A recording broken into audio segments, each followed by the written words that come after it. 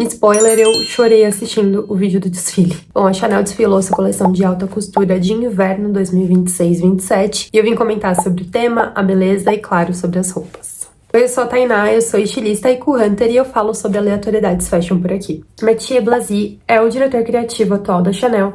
Ele ficou responsável por assumir a marca depois que o legendário Karl Lagerfeld faleceu. Posso falar um pouco mais sobre porque ele é um dos maiores nomes da nossa geração e por que essa coleção tem sido tão assistida, porque as pessoas estão tão de olho no trabalho dele. Acredito que o cargo de diretor criativo em qualquer uma das maisons, né, as mais famosas aí, Dior, Balenciaga, enfim, seja uma coisa muito grande para qualquer estilista, para qualquer artista da área da moda, mas esse espaço na Chanel, ele tem um sabor diferente, assim. Acho que é uma coisa que todo mundo que estuda moda já teve essa paixão pela história da Chanel, pela história da marca. A Chanel bate um pouco diferente, acho que tá no imaginário aí, tanto das pessoas que trabalham com moda, que estudam moda, até das pessoas que não estão relacionadas com a área, porque realmente é algo que se criou ali uma imagem muito forte de moda dentro da nossa cabeça. Então a gente tem o calendário ali das semanas de moda, onde o prêt-à-porter da coleção de inverno já foi desfilado, e o haute couture, né, a alta costura, desfila agora, depois da semana de moda masculina de verão.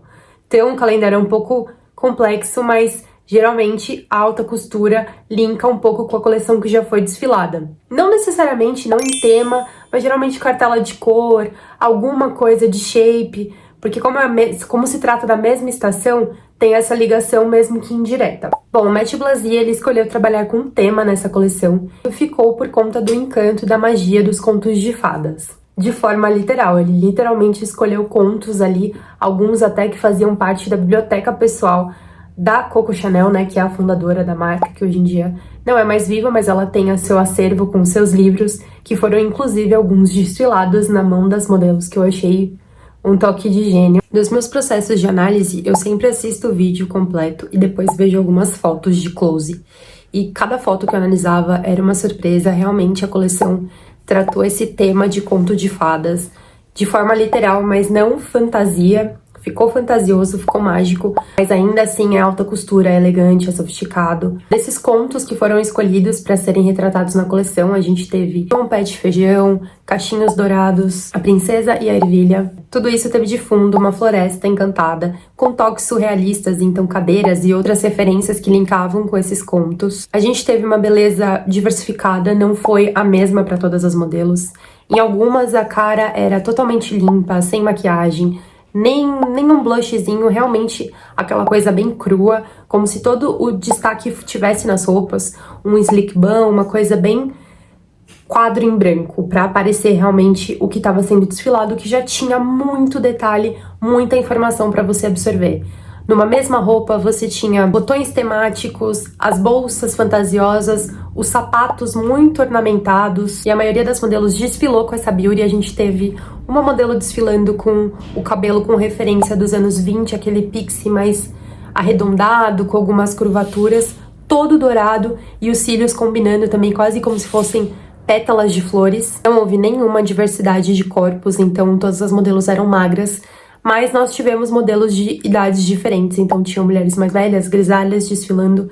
É uma coisa que o Mathieu tem feito desde o Mété d'Art, com aquela coleção no metrô, que eu acho super bacana, mas acho que não supre essa necessidade de ver corpos diferentes mesmo, dessa coisa que a gente tinha há, sei lá, 5, 6 anos atrás, de trazer mulheres plus size, enfim, mid size, essa diversificação mesmo, que eu acho que faz um bem danado pra moda, e é muito mais interessante ver pessoas diferentes desfilando coisas diferentes. Pra essa coisa do tema, né, de ter escolhido contos de fadas, que é uma continuação do que ele já havia trabalhado lá na coleção anterior, quando a gente viu aqueles cogumelos gigantes, eu acho que isso reforça muito a tendência do whimsical, né, essa coisa de ser mágica, essa busca que a gente tem por coisas que nos tirem dessa realidade, né, atual que a gente vive, que tá bem complexa em termos geopolíticos, socioeconômicos. Eu acho que a alta costura, ela é o momento da moda se expressar da forma mais artística possível.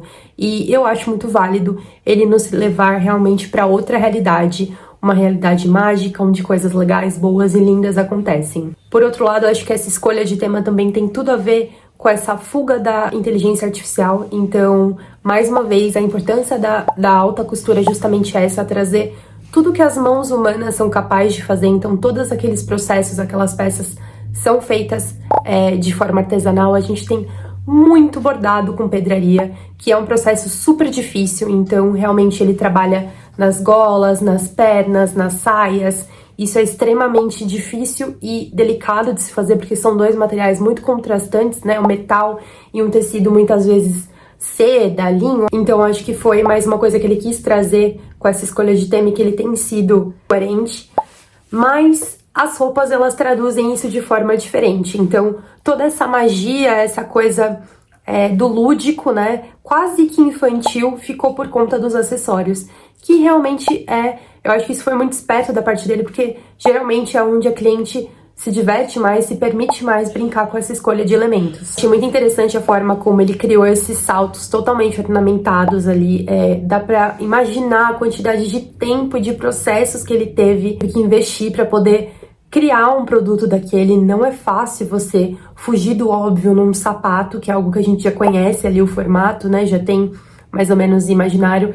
Eu gostei que ele manteve a tradição do bico bicolor, né, que é uma coisa que a Chanel faz desde que ela era diretora criativa da marca, mesmo desde que ela fundou a marca, só que de forma totalmente desconstruída. Não sou fã de todas as cartelas de cores, acho que poderia ter ficado mais interessante essas combinações, mas amo os saltos diferenciados. A Sarah Mower da Vogue disse que o Mathieu Blazy vê a história e a carreira da Chanel como um conto de fadas, e a dele também, por todas as dificuldades que eles passaram e até onde eles chegaram. Isso é uma visão super interessante, o que aprofunda muito no motivo do Mathieu ter trabalhado tanto essas características mais whimsical, mais magic, né, mais whimsy, essa coisa bem fairy tale mesmo, em todas as coleções que ele trabalhou até aqui. Mas é importante ressaltar que, mesmo trabalhando um tema tão Delulu, ele trouxe shapes muito estruturais, coisas que a gente já identifica como Chanel. Então tem os tailleurs famosos de tweed, só que reconstruídos, né? Desconstruídos, na verdade. A gente não vê o clássico tweed com franjas, a gente vê um tweed feito de palha, que remete ali ao espantalho do Mágico de Oz. Ou a gente vê um tweed feito em mussoline ou em seda, com um bordado que simula ali as tramas e o ordume do tweed tradicional. Então, realmente é uma releitura feita nessas peças. Os shapes, eles também remetem a várias décadas diferentes. A gente tem muito o formato tradicional de quando a Coco Chanel começou ali, então tem anos 20, tem anos 30, que é aquela cintura solta, né? A Chanel, ela faz muitas roupas confortáveis. Esse foi o propósito desde o começo da marca. Eu acho que ele honra muito essa questão de trazer peças que são que vestem o corpo sem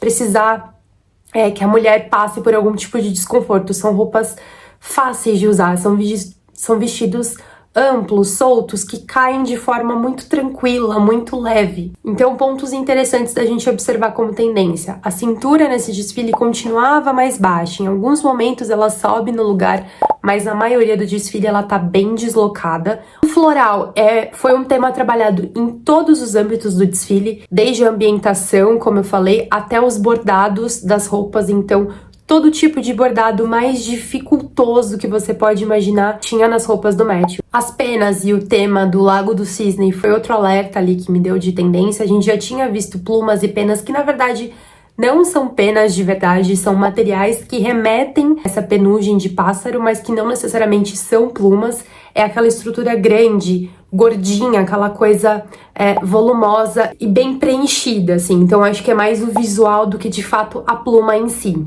E a gente tem as plumas e as franjas. As franjas que sempre eram muito presentes no desfiado do tweed, dessa vez, como eu falei, ele veio em outros materiais mais similares a esse efeito. Os rosas, azuis, tudo mais apagado, não chega a ser um pastel, né? Não é aquela coisa pastelada. Ela é realmente aguada, uma coisa mais leve, fluida. Isso se dá muito por conta também dos tecidos serem mais leves e mais transparentes. Em geral, é o inverno com uma cartela de contraste, então ela tem tons muito profundos, a gente tem tons mais escuros de roxo, vinho, mas a gente tem o vermelho super aberto e, como eu falei, esses tons mais lavados que vai do nude pro verde, pro azul. Agora, para as minhas considerações do que eu senti falta no desfile, eu achei que o que sobrou de storytelling e detalhamento nas peças faltou um pouco em shape, então eu achei os shapes muito parecidos com o do Prêt-à-Porter. Eu entendo que A alta costura não necessariamente precisa ser um vestido, né?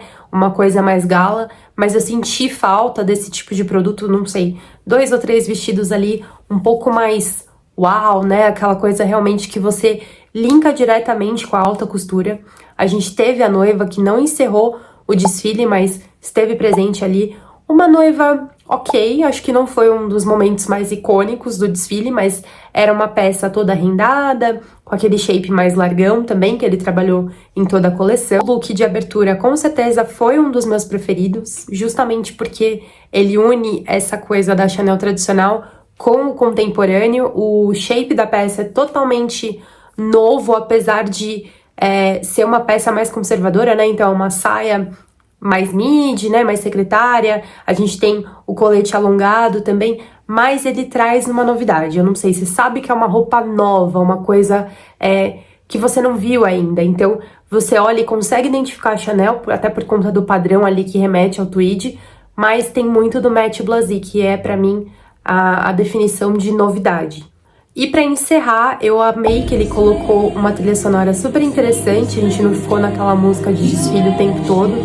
Teve um momento em que tem uma mulher narrando coisas do dia a dia, então ela fica literalmente falando, colocar a roupa pra lavar, pegar a roupa, nanana, enfim, ela narra ali um cotidiano, e eu acho que justamente foi o mix dessas duas realidades, né, que é essa mulher urbana que tem uma vida ali, que faz coisas, mas que ela consegue enxergar e romantizar o seu dia a dia, que é o que nos resta, né, em tempos de loucura como a gente tá vivendo, é o que nos resta, romantizar esses momentos do dia, enquanto a gente vê literalmente esse desfile trazer diversas histórias mágicas de contos de fadas.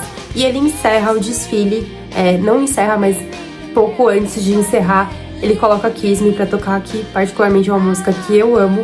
E eu acho muito legal essa quebra de expectativa, essa quebra do que a gente considera cafona. Eu acho que o Matthew, ele não tem vergonha de mostrar que ele tá muito empolgado, feliz, e que ele realmente tá romantizando esse momento dele na Chanel. Acho que Kiss Me é uma das músicas mais românticas que a gente tem na história. Ele conseguiu unir o desfile com a música, eu achei que foi também um ponto alto ali da coleção. E é isso, obrigada por assistir, beijo!